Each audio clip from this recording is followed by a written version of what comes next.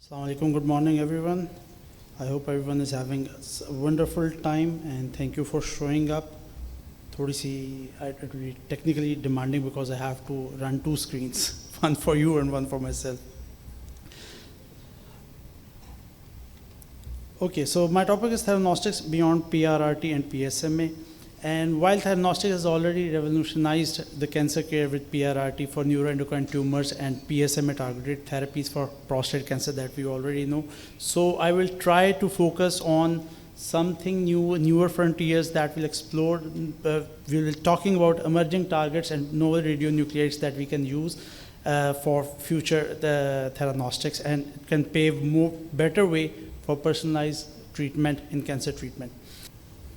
Okay, just to give you the concept of the timeline around it, Thernostics started a few decades ago with the use of radioactive iodine that we all know that used for diagnosis and treatment. And over the time, we went on to have PRRT with PSMA targeted therapies, and we had more personalized cancer treatment that was unique to the tumor biology and also varies from one patient to another.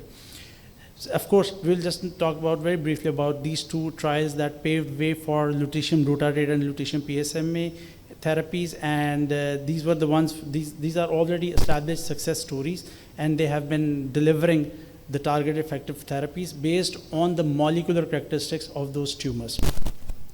Now, as promises and as PRRT and PSMA therapies are, the future also lies there. One of the most important, if I would say, FAPI that we are talking about. Oh, sorry. FAPI, that is becoming like, I think at ENM recently there was a big debate around FDG versus FAPI. There was, and somehow I think FAPI was the winner over there. So we are looking at FAPI, chemokine receptors, and gastrin-releasing peptide receptors also. These are a few targets that are overexpressed in a variety of cancers, and they offer opportunities to develop more novel theranostics agents, and that is where the future may be taking us. Just to compare with two of these alpha and beta emitters that we already know about, actinium that offers intense localized cell damage that is ideal for small resistant tumors, and beta emitters, of course, lutetium is the prime example that provides broader coverage targeting larger masses.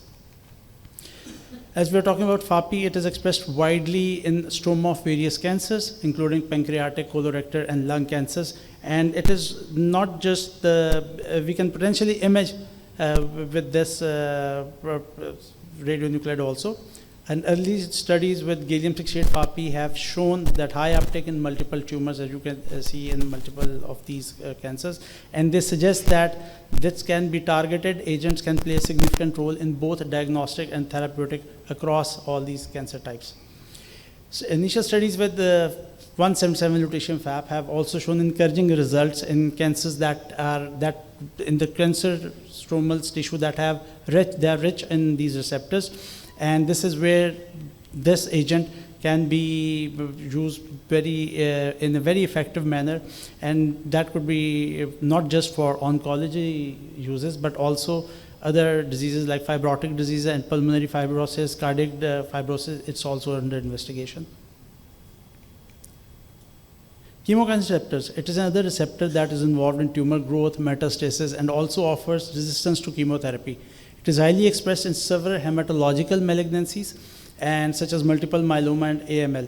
And early clinical trials with lutetium-177-90 yttrium labeled pentaxether have shown significant tumor uptake, and that shows that targeting this particular receptor may offer a new therapeutic avenue that may lead to better treatment options than the conventional treatment, wherever conventional treatment has failed.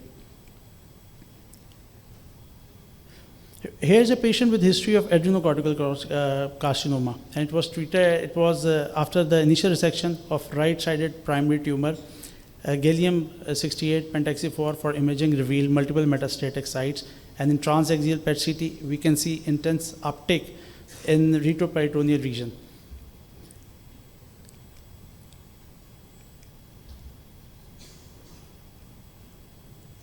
Another image from a patient that had marginal zone lymphoma. The maximum intensity projection, it shows multiple disease sites, and on PET-CT, intense lymph node manifestations were visible in thorax, and additional sites in the inguinal, cervical, and abdominal region were also identified.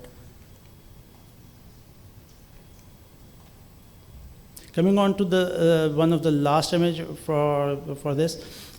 This is a patient with diffuse large B-cell lymphoma, and it was also, this patient responded to chemokine targeted endoradiotherapy that was combined with radioimmunotherapy. Pre and post therapeutic PET-CTs showed clear reduction of the lesions. So the diffuse lung uptake that was seen in this particular patient in a post-therapy scan was not due to the cancer, but due to the pneumonia, and was not disease progression. Another of these gastrin-releasing peptide receptor is another emerging important target that is more important in prostate cancer and tumors with low expression, or tumors that have low expression of PSMA. This is one target site that could be used, and clinical trials have shown multiple radio tracers have demonstrated their ability to accurately detect these primary or metastatic lesions which are rich in GRPR. Dosimetry, of course, plays a very important role to ensure that right amount of radiation is delivered to the tumor while minimizing the exposure to healthy tissues. And personalized dosimetry allows us to tailor the treatment to each patient's need, unique anatomy, tumor biology, and biomarkers such as PSMA levels in prostate or somatostatin receptor density in neuroendocrine tumors. They can guide the treatment path that we want to use, or the radionuclide that we want to use in such patients. Other notable one of the biomarker that is emerging, circulating tumor DNA, and radiomics, of course, that will be future, and that will be expected to refine our ability to personalize treatments. For patients with cancer treatment, prostate cancer, of course, actinium PSMA has established its efficacy in a number of promising studies have been there. So as discussed, that actinium-225 is an alpha emitter and delivers very highly potent localized radiation.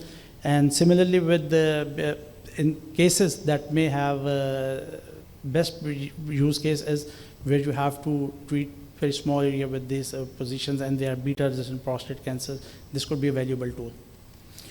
Thernostic pairs, of course, they are very important. They are the core to the precision medicine, and the development of more novel theranostic pairs is very important. It will be paving a lot better ways when it comes to delivering therapies and imaging them. Just to name a couple of them, gallium-68 and lutetium-177 dotatate. Other emerging pairs, we have zirconium-89, yttrium-90, and copper. Of course, copper has been the talk of town again, to copper-64 and copper-67. Peptides that are these are the emerging ones, where all the clinical trials, much of the research is happening. On top of that, AI-assisted image analysis. Of course, AI is coming like anything in all the fields. Similarly, it will be very much helpful in future to go into genomic profiling using AI and further refining the treatment options. And another thing could be combining PRRT with a couple of chemotherapeutic agents, and like one of these I would just mention with Captam, that is capecitabine and temozolomide.